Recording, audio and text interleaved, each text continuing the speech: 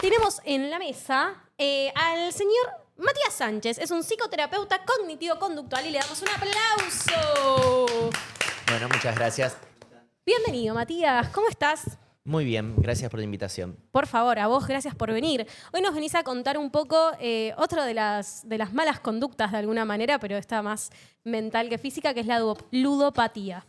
Sí, bueno, gracias por la invitación para hablar de este tema tan en auge actualmente, ¿no? Creo que en el último tiempo, ¿no? A raíz de la pandemia aumentó mucho la prevalencia de la patología. Si nosotros nos ponemos a pensar en la ludopatía o el nombre técnico, si nos ponemos para arrancar a hablar un poco de esta adicción comportamental, es el juego patológico, que es la única adicción comportamental que a día de hoy está tipificada, ¿no? Como para diagnosticar certeramente. El juego patológico está desde hace un montón de tiempo, ¿no? Con casinos, juegos de azar, etc. Pero a raíz de la pandemia lo que lo popularizó y generó este aumento en la prevalencia en la población es los formatos online que hicieron que todos nosotros acá con el teléfono, con la PC que nos rodean todo el tiempo, tengamos la disposición de consumir o realizar esta conducta problema todo el tiempo en cualquier lugar. Total. ¿Y por qué? Porque se ven mucho estos casos de nenes de 10 años que ya están como con el alcance de la mano, tienen todo. Y en este caso está el tema de las apuestas, de las inversiones también mismo, como de en 5 días yo gané 500 millones de euros y cómo lo puedes hacer vos. Hasta este tema de las apuestas online por los partidos de fútbol o por un montón de cuestiones. Digo, ¿por qué ahora? ¿No? ¿Por qué se empieza a visibilizar más? Yo creo que hay dos factores ahí. Uno es la facilidad para hacerlo ahora actualmente, porque como decíamos hasta recién, con el celu en la mano podemos apostar, podemos invertir, podemos hacer un montón de conductas relacionadas al dinero. Segundo, hay una cuestión que tiene que ver con la aceptabilidad social que hay hoy en día de la conducta, ¿no? Una vez que una conducta se fomenta desde muchos lugares, de muchos ámbitos, pensemos que el bombardeo publicitario en relación a los juegos de azar, a las apuestas online fue muy marcado en estos años. Entonces, si nosotros conjugamos la facilidad de disposición constante, más la norma de aceptabilidad social, más que todos los grupos de pares, ¿no? Mencionás los chicos. En la cantidad de consultas cada vez va bajando más la edad, ¿no? En relación. Juego patológico antes lo teníamos como muy situado en adultos, porque en un casino, si tenemos menos de 18 años, era más difícil entrar. Hoy en día las apuestas las hacen todos, de 12, 13, 14, 10, 11. Bueno, de cualquier todo. chico está. Entonces, además de los mecanismos que tienen estos procesos, porque nosotros tenemos que entender que esto, como cualquier adicción, comparte los mismos mecanismos neurobiológicos que comparten las adicciones a sustancias. Y el negocio dentro de lo que son las apuestas, los juegos de azar, está estudiado cómo hacer para que la persona después le cueste más salir de este patrón conductual repetitivo. Total, es que están hechos para ser adictivos. Es que es la definición, desde los colores que se usan, los sonidos que se usan, los momentos en los cuales te salta una notificación para que entres a jugar o a apostar, los bonos de bienvenida. Está todo pensado y diseñado para que la persona lo repita y continúe repitiéndolo. Total. Sí, con esto que decías de la normalización, ¿no?, de estos lugares de apuestas digitales, diciendo que además hay un sponsor oficial casi principal en el fútbol argentino, que no voy a decir, bueno, sí, no vamos a decir el nombre, no vamos a decirlo, pero sí, ¿no? Esto de normalizarlo, que es un chico que se sienta a ver un partido de fútbol, no algo familiar, a compartir un momento, y de repente ve esta marca y, bueno, lo normaliza. Luego, si este chico entra a esa página, ¿tiene alguna limitación? ¿Te preguntan la edad o puede entrar libremente? La realidad es que los sitios legales de apuestas hay controles, digamos, para que uno no apueste siendo menor de edad.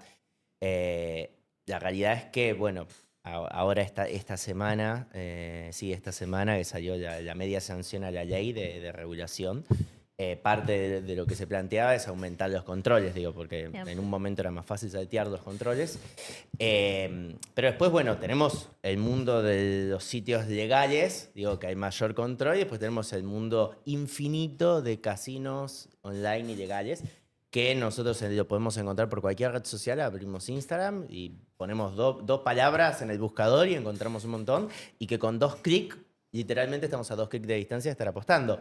Y después el hecho de la exposición y esta facilidad que hay personas que tienen más vulnerabilidad a caer en patrones adictivos, ¿no? Entonces, la realidad es que la exposición a una conducta que es potencialmente peligrosa genera consecuencias. ¿La vulnerabilidad es por algo propio de que uno adquiere o por qué es esa vulnerabilidad que unos tienen? Hay diferentes factores, ¿no? Digamos, partamos de la base, en general la mayoría de los pacientes con un trastorno adictivo, sea con una adicción comportamental como la que estamos hablando, o adicción a una sustancia, en general hay comorbilidad con algún otro trastorno psiquiátrico, en general.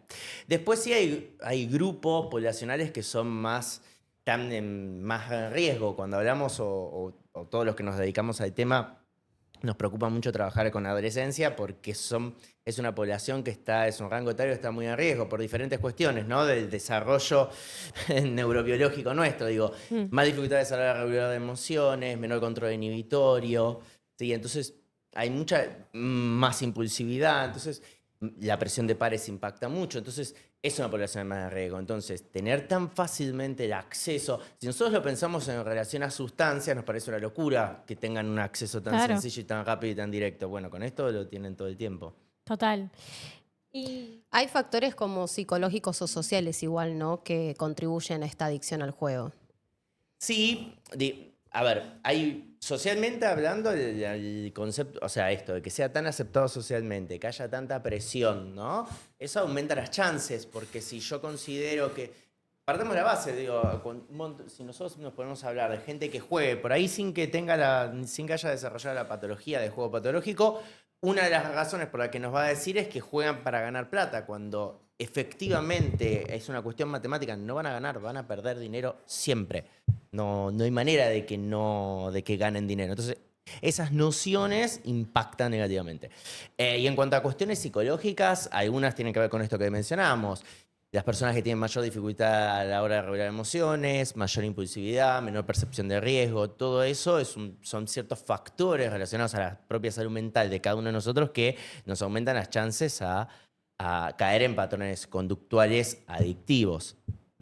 O si alguna persona ya tiene alguna adicción, digamos, nuestro sistema de recompensa, que es el sistema que en nuestro cerebro trabaja, ¿no?, en la liberación dopaminérgica, en la liberación de placer, si nosotros ya teníamos una conducta adictiva, nuestro sistema de recompensa es más sensible a caer otra vez en problemas relacionados a alguna conducta adictiva. Ok, entonces vos decís que de alguna manera las personas que tienen una personalidad que está más vulnerable a las adicciones va a recurrir más fácilmente a este tipo de cuestiones. Las personas que estén dentro de las poblaciones más de riesgo, que tienen que ver con estos factores, tienen mucha más posibilidad o mayor facilidad para no poder realizar la conducta sin quedar atrapado en ella. Además de que, como decíamos, es un negocio que está armado para que nos cueste salir. Claro. Y lo que es muy importante entender es que a veces se pasa en alto, que cada vez hay más evidencia. Nosotros tenemos distintos mecanismos de los que cuando hablamos del juego patológico, de la ludopatía actualmente, estamos pensando siempre en juegos de azar, apuestas deportivas, y no hay que olvidarnos de los videojuegos que tienen mecanismos de loot box adentro, porque básicamente es exactamente lo mismo. Si yo compro un sobre en donde me pueden salir armas para mi personaje, si yo compro un sobre en el cual me pueden salir futbolistas para mi equipo digital, no quiero decir ningún nombre de videojuego, pero no estoy comprando directamente lo que yo quiero obtener, sino que compro la posibilidad de que me salga, estoy apostando, porque literalmente estoy haciendo la misma conducta de si yo le estuviese apostando de rojo o al negro en la ruleta. No hay ninguna otra diferencia. Total. Y de alguna manera, ¿cuáles son? No, mi pregunta es, ¿las personas que tienen este tipo de conductas saben que las tienen o lo ven como algo normal? Bueno, ahí es interesante. En general, digamos, dentro de los criterios diagnósticos para el juego patológico, ¿no?, la persona, por definición, perdió el control sobre la conducta, ¿no? Bien. No es tan fácil generar insight, digamos, reconocer que perdimos el control de la conducta. Okay. Porque hay una de las sesgos cognitivos, es decir, de los pensamientos distorsionados que tienen las personas que padecen de juego patológico, uno de los sesgos de pensamiento es la ilusión de control, que es el pensar que tenemos control sobre algo donde nosotros ya lo perdimos. Si yo me siento irritable cada vez que si intento dejar la conducta, si no puedo apostar por X motivos, si empiezo a mentir para ocultar mi grado de implicación en el juego, ¿qué es lo que está pasando? La persona perdió el control por más que piense que lo tenga. Claro. Y en general, los pacientes o las personas, hay una cuestión muy marcada con el juego patológico de hasta que tardamos mucho en darnos cuenta, digamos, las personas que tienen un problema con la patología. ¿Por qué? Porque en sí mismo, a diferencia de una sustancia, cualquier sustancia nociva que consumamos, sabemos, mientras estamos consumiendo, por más que no nos impacte negativamente en el sentido de que perdamos un trabajo o perdamos un vínculo personal, cada vez que hacemos un consumo particular sabemos que es algo que para el cuerpo no es bueno. Total. ¿No? Tomemos alcohol o cualquier otra o fumemos un cigarrillo o cualquier otra sustancia. Ahora, si yo aposté, y aposté poca plata al principio, ¿no? Y no me generó ningún impacto, no me doy cuenta que es una conducta que después tal vez me pueda a largo plazo traer un problema. Entonces las personas suelen consultar cuando la billetera ya no da más. ¿Sí? Pareciera que mientras hay plata no hay problema. Una vez que se va la plata pareciera que aparece el problema. Pero la persona perdió el control sobre su conducta mucho antes de que ya no haya plata para bancar esa conducta. Claro, total. Sí, entonces decías esto, ¿no? De los loot box.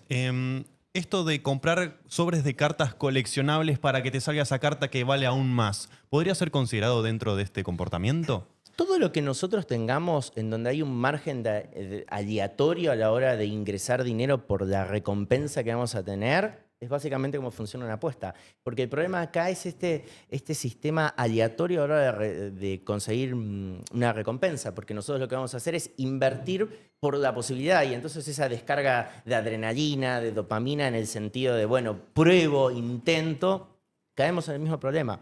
Por eso es que, por ejemplo, hay varios estudios que evalúan, ¿no? Pasan una escala, es decir, un test para evaluar sintomatología de juego patológico y se lo pasaban a personas que jugaban en casinos, que jugaban juegos de azar y se lo pasaban a adolescentes que jugaban videojuegos con mecanismos de loot box. Y ambos puntuaban positivamente para tener la patología, ¿no? Porque básicamente es exactamente lo mismo como sistema. Total. ¿Invertir en bolsa o en acciones, también esto sería un gris? O... Ahí hay una diferencia, ¿no?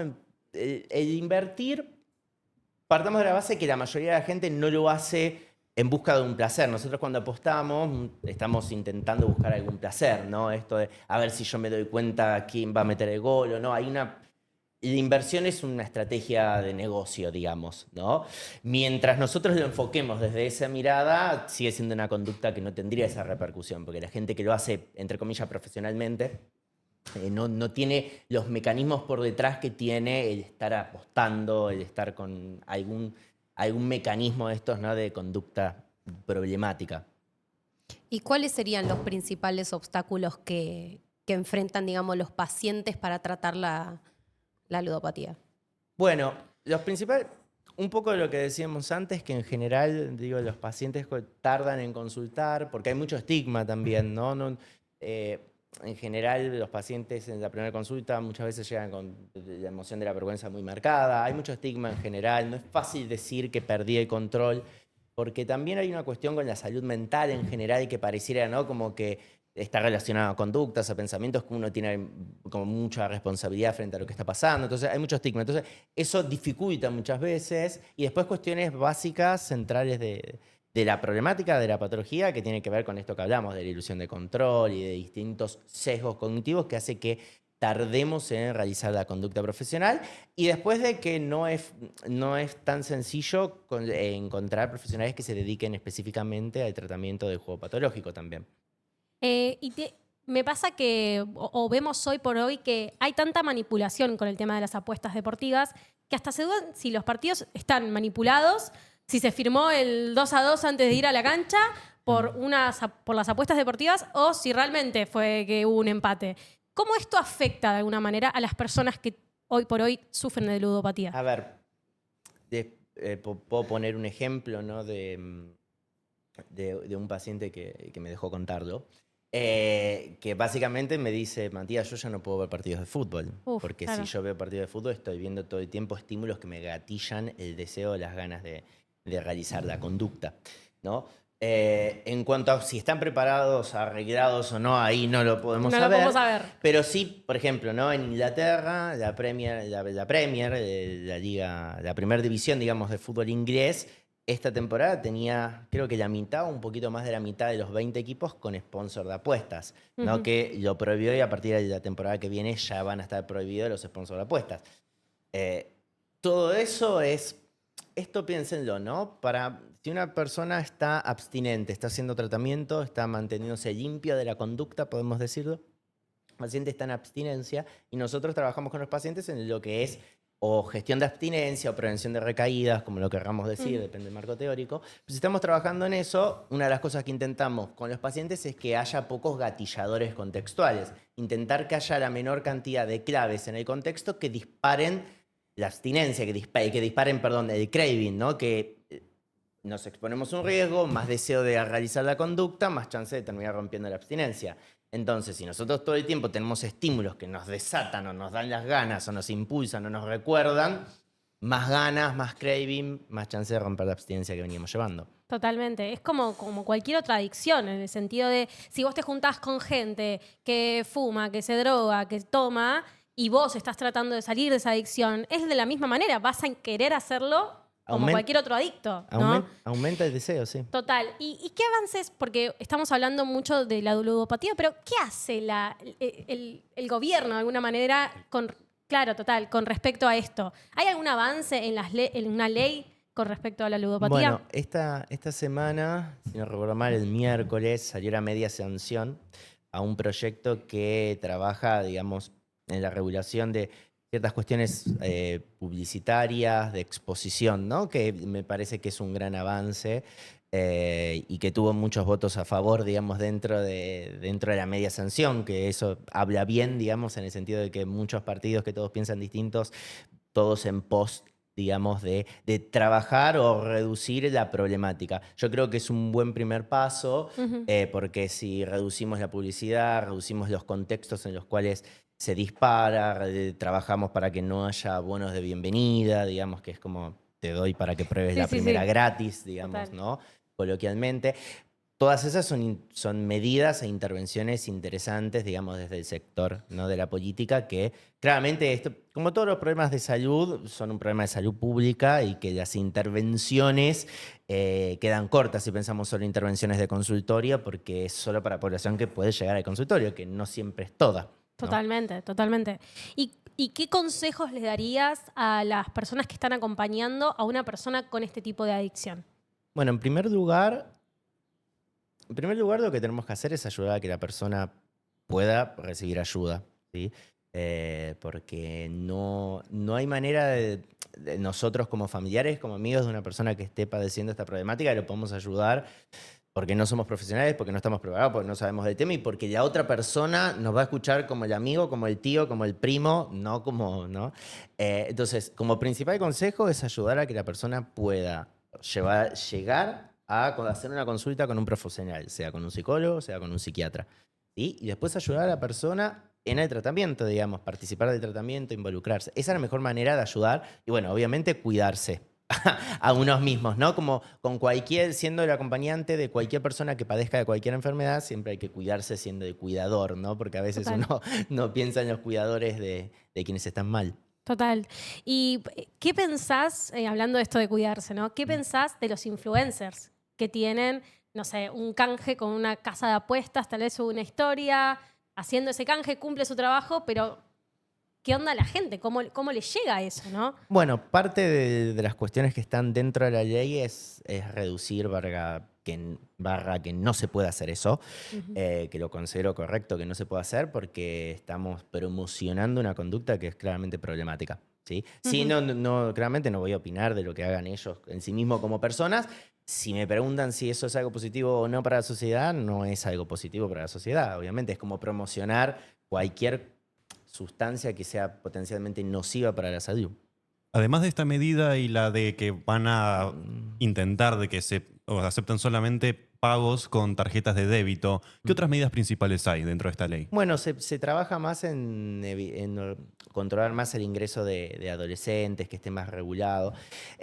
Básicamente, sobre todo el punto fuerte es reducir la exposición constante que hasta hace nada estábamos teniendo, ¿no? Que poníamos un partido de fútbol y estaba por todos lados, poníamos la tele y estaba en todos lados, los programas de tele, los programas de radio, los influencers, en los streaming, en todos lados, todo era publicidad, porque claramente es un negocio que deja mucho dinero y entonces, bueno, estaba invertido por todos lados y había mucha publicidad.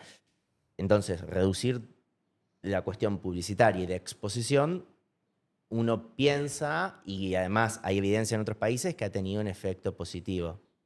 Total. ¿Y qué cambios sociales o culturales crees que serían necesarios para mejorar la comprensión de lo que es la ludopatía? Yo creo que lo primero y principal, y me parece que es un paso muy importante, no solo para el juego patológico o ludopatía, sino para todo lo que se viene en salud mental, que es entender que existen las adicciones comportamentales, entender que tienen los mismos mecanismos cerebrales que tienen las adicciones a sustancias, porque poco a poco están, a ver, como les decía, el juego patológico es la única adicción comportamental que está tipificada en un manual diagnóstico, ¿sí? En DSM-5, el manual de diagnóstico de salud mental, está solo el juego patológico. En el CIE-11 está el juego patológico, y bueno, y también el trastorno por videojuegos, digamos, ¿no? La gente que realiza adictivamente el juego. Pero la realidad es que todo esto que tenemos acá nosotros, ¿no? Lo que se ve en el mundo de las tecnoadicciones, que son adicciones comportamentales, que en corto tiempo van a estar tipificadas y vamos a estar diagnosticando pacientes. Entonces, si pensamos en cambios sociales, es entender que las adicciones no son solo a sustancias, sino a estos dispositivos y a las conductas, ¿no? Toda conducta, en función de la frecuencia de uso, del tiempo invertido y del impacto negativo que pueda tener en nuestra vida laboral, académica, personal, tiene el potencial de volverse en adictivo. Qué terrible, ¿no? Porque uno piensa, está buenísimo tener un teléfono, nos sirve para conectar con el mundo, nos sirve para tener más posibilidades y al mismo tiempo tiene todas estas cosas negativas de las cuales nos tenemos que cuidar, como vos decías. Así que gracias, Matías, por venir hoy. Gracias por traernos este tema. Y si la gente o alguien quiere contactarte, ¿dónde lo puede hacer para consultar más? Bueno, estoy en redes, Matías-Sánchez-Sanda, me pueden contactar por ahí. Excelente. Muchas gracias, Matías, Muchas por gracias venir. a ustedes por la invitación.